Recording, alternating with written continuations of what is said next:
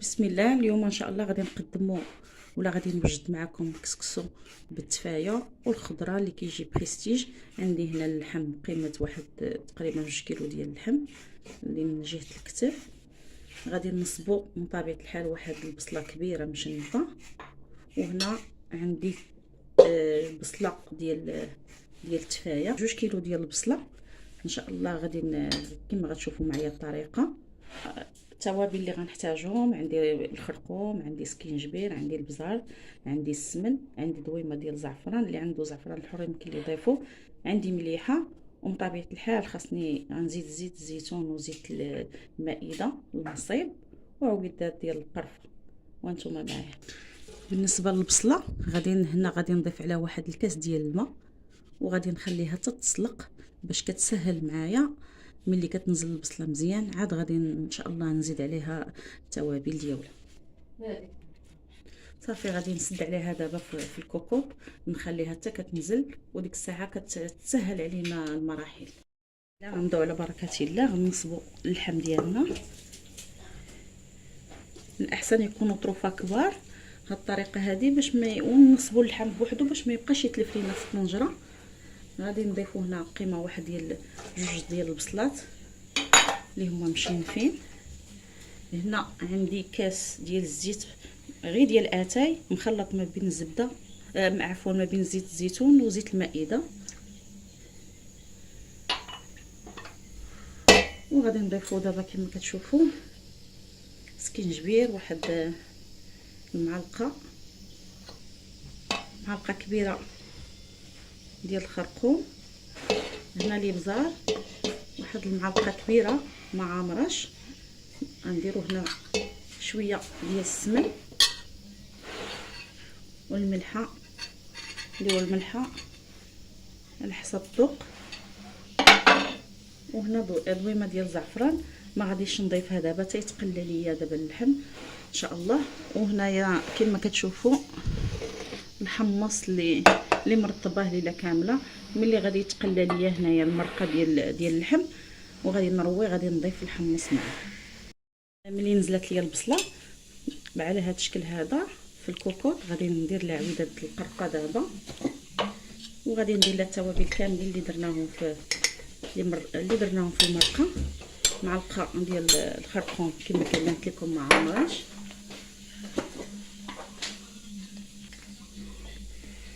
سكينجبير معلقه مع عمراش،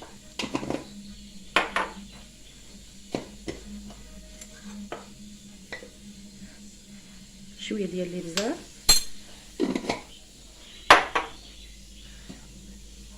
ونضيف هنا تقريبا 3 المعالق ديال الزيت. هنا شويه ديال السمن، واللي عنده الزعفران حر يمكن ليه يضيفه، اللي ما عندوش انا غنكتفي غير بهاد الضامه ديال الزعفران. وانا غنضيف الملحه صافي، وغادي نخليها على نار مهيله، وعاد غادي نضيف لها السكر من بعد. دابا نخليها دابا ونضيف لها السكر صافي. غادي نضيف لها دابا مكعبات ديال السكر، ولا اللي عنده سنيده صافي، ونقص عليها العافيه ونبقى حداها ونحرك. الطفاغ مهيله، وغادي نبقاو نراقبوا فيها مره، وغادي نضيف لها ملي غتبان ليا تنزل عاد غادي نضيف لها معلقه ديال القرفه. اللحم ديالنا هنا خليناه دابا غادي يتقلى، تتنزل البصله ويتقلى مزيان. انا غنضيف عليه شويه ديال الزعفران شعره، ونخليه حتى كيتقلى مزيان. غادي نضيف هنا واحد المعلقه ديال القرفه، ونخليها دابا تعسل على خاطرها، ونبقى مراقبه. ضروري المراقبه باش ما تحرق ليناش. في اللحيمه ديالنا هي تقلات صافي. دابا غادي نضيفوا ليها الحمص باش ما يتروجش لينا الحمص واللحم في الطنجره. غادي نديروا الحمص مع اللحم، وغادي نرويو دابا بالماء سخون.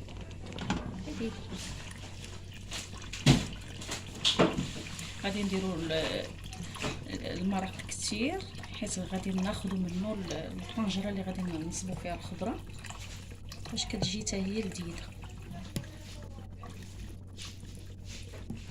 ربطه ديال القزبر المعدنوس صافي، واحد ربيطه ديال القزبر المعدنوس.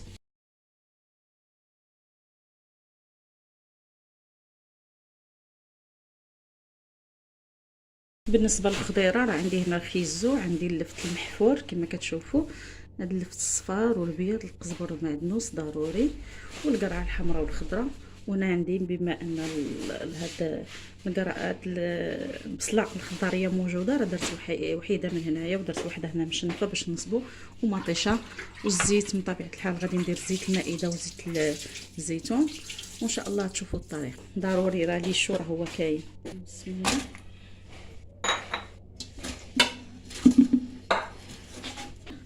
البصله مطيشه،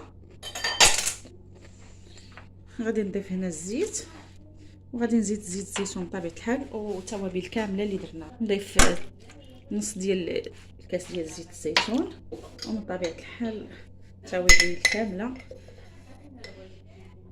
الخرقوم بلدي من طبيعه الحال، هاد المعلقه كبيره، هنا معلقه كبيره ديال السكينجبير، حيت هذه راه ماشي كبيره بزاف هاد المعلقه.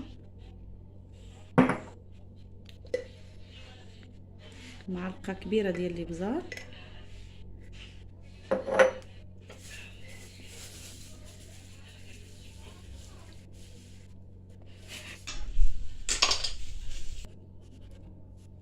والملحه،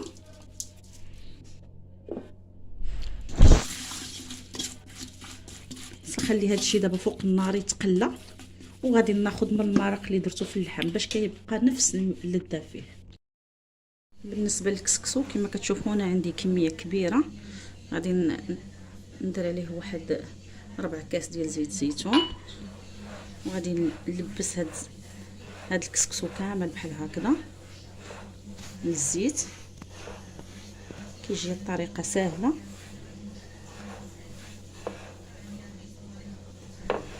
صافي غادي نستمر حتى غادي تلبس ليا كله بالزيت، وغادي نرشو بالماء. بسم الله.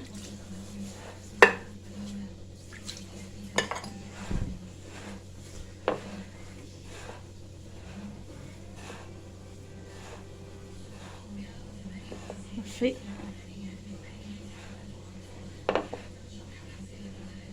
على هاد الشكل هذا. صافي ما كيتكركب ما والو، غنخليه واحد شويه وان شاء الله غادي ندوز نفور. ودابا من المرق ديال اللحم باش كتبقى عندنا هنا طيبه في الخضره، علاش انا درت الكميه كثيره.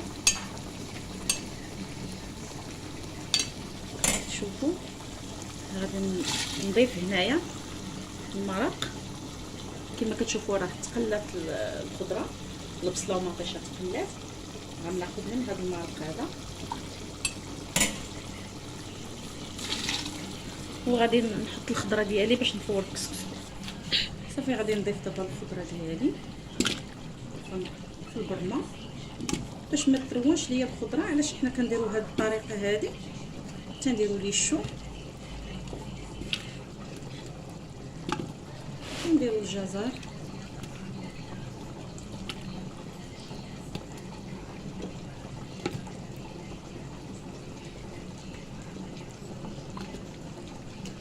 من طبيعه الحال القرعه راه غتبقى حتى للتالي، عاد غادي نضيفوها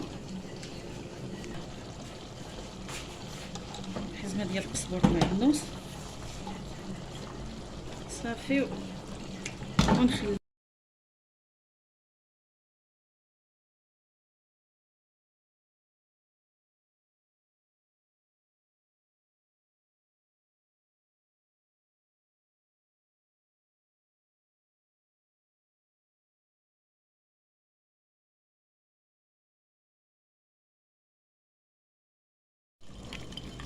كنرطبوه من طبيعه الحال في الماء سخون ولا في الماء بارد. صافي ونخليوها هي البصله ديالي هي قريبه تعسل. صافي والمرق هنا راه هو كيطيب، والكسكسو راه هو كيفور. الفوره الاولى هي فارت. صافي غادي نبرد الكسكسو شويه ونرشوه بالماء، عندي قياس ديال الزلافه ديال الماء، تنرشوه بشويه بشويه تيجي بهاد الطريقه هذه، ما تيتعجن ما حتى شي حاجه. بالنسبه للبنات المبتدئات يعني يصيبوا الكسكسو ديالهم بهذه الطريقه. وصفه ناجحه وتبارك الله. كسكسو اللي كيجي على حقه طريقه، اللي جا اللي كالو واحد اللذه تبارك الله جا لذيذ. غير تبعوا الطريقه ديال الفيديو وان شاء الله ينجح معكم الكسكسو من الاستعمال الاول. صافي دابا غادي نبقى بشويه حتى كيبرد لينا الكسكسو، نغطيه بواحد المنديل يشرب مزيان ونعاود نردو للفوره الثانيه. صافي غادي نديرو دابا الفوره الثانيه. خلينا الكسكسو تشرب لينا من داك المياه اللي ضفناها، ونديروه دابا يفور. الفوره الثانيه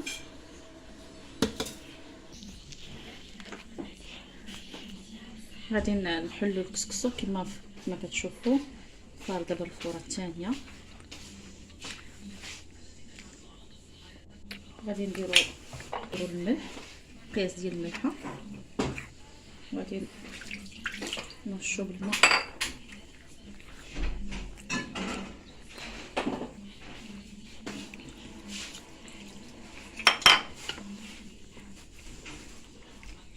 ما نعطيوش الماء بزاف، صافي غير على هذا الشكل هذا.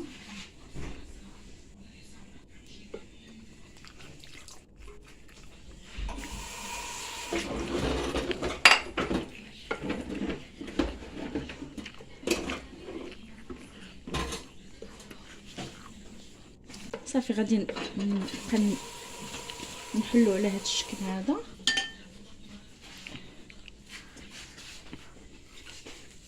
من طبيعه الحال نخليه شويه يشرب ونشوف لا خاصو الماء. غنضيف دابا كما كتشوفوا زيت الزيتون، وغادي نلبسو كامل الكسكسو كما كيبان لكم جا مفرز، يعني ما معجن ما حتى شي حاجه. صافي وغادي نرشو بالماء بطبيعه الحال. هانتوما غتشوفوا القياس، حيت انا عندي هنا 2 كيلو ديال الكسكسو، يعني كميه كثيره شويه. ودرت هنا واحد الطرف ديال الزبده اللي تكون من اصل حيواني، يعني زبده جيده من نوع جيد. صافي الكسكسو باقي سخون، راه غادي يذوب ليا هنايا مع الجو بارد، راه غادي يذوب. وغادي نرش الماء من طبيعه الحال باش ندير الفوره التاليه. صافي دابا يا الكسكسو غادي نزيدو الفوره الثالثه. بالنسبه للكسكسو راه رشيته بالماء مزيان، وملاحظه خاصكم تغطيوه بواحد المنديل باش كيشرب هذاك الماء كامل. وتنجمعوا بيدينا، الا كان ناشف راه كنزيدو نرشوه بالماء، الا كان باقي راه تنخليوه. يعني كيكون صافي شارب كيكون بان لينا الكسكسو كيجي رطب ومعلك ومزيان. ملاحظه بالنسبه للبنات المبتدئات. غير باللحم شوف كي كيجي معلك.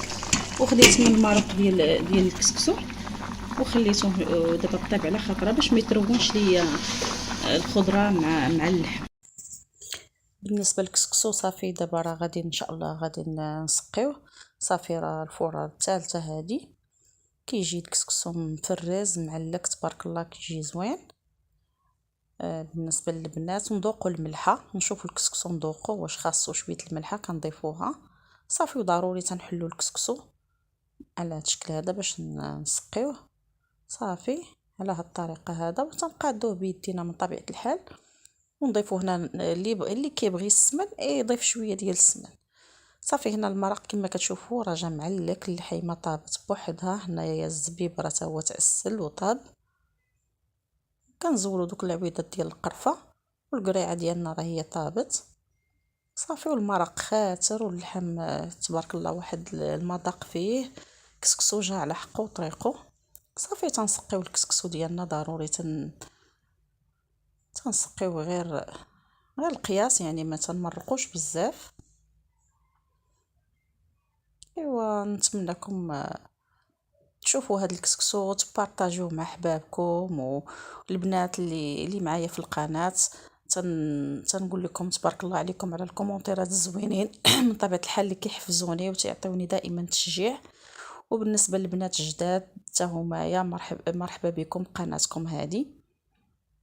نتمنى هذا الفيديو هذا ديال الكسكسو يتبارطاجا، لانه راه فيه واحد المشقة يعني بالنسبة للتصوير وبالنسبة للمونتاج. البنات اللي عندهم القنوات راهم عارفين. ونتمنى هذا الفيديو لقى الاعجاب ديالكم. وتبارك الله راه كسكسو هماوي على حقه وطريقه. علاش لا تتبعوا الطريقة وتصايبوه في البيوت ديالكم. وما تنساوش كما قلت لكم الاشتراك بالنسبه للبنات اللي كيدخلوا. ديروا اشتراك وديروا لايك باش الفيديو يتشاف واحد العدد اللي هو كتير. وهنايا راني كنحط البصله اللي عسلتها من طبيعه الحال، والخضيره حطوها صفوها كيف ما بغيتو. يعني القريعه انا هاد لي كورجيت الخضراء درتها في الجنيبات ديال الطبسيل. وهنايا تنزل كما كتشوفوا البصله اللي معسله، وحطيت الخضره عاديه وزينته بالبيض ديال السمان كما كيبان لكم. يعني تبارك الله كيجي غير الشوفه والريحه ديالو يا سلام. جربوه في البيوت ديالكم. كسكسو كيجي على حقو طريقو عفوا وساهل صافي. وغنزين هنايا تزيين على حساب المستطاع ديالكم. اللي عندكم ضيفوا، عندكم تمر ديروه، عندكم شريحه ديروها، اللي كاين المشماش اللي كاين. هنا عندي اللوز اللي محمر مقلي عفوا في الزيت، اللي حمرته في الزيت وعمرت به هنايا التمر. وبجنيبات هنا راني ضفت داك الحمص اللي طاب مع اللحم. بحال هاد الطريقه هذه كتجي الحطه زوينه، وما كاينش واحد كما كنقولوا ما كترونش لينا الخضره. نتمنى هاد لا فيديو يلقاكم في صحه والسلامه ويكون خفيف ظريف على قلوبكم. ما تنسونيش من لي لايك كنقولها لكم. البنات الجداد والقدام واللي جايين في الطريق مرحبا بكم وعواشركم مبروكه.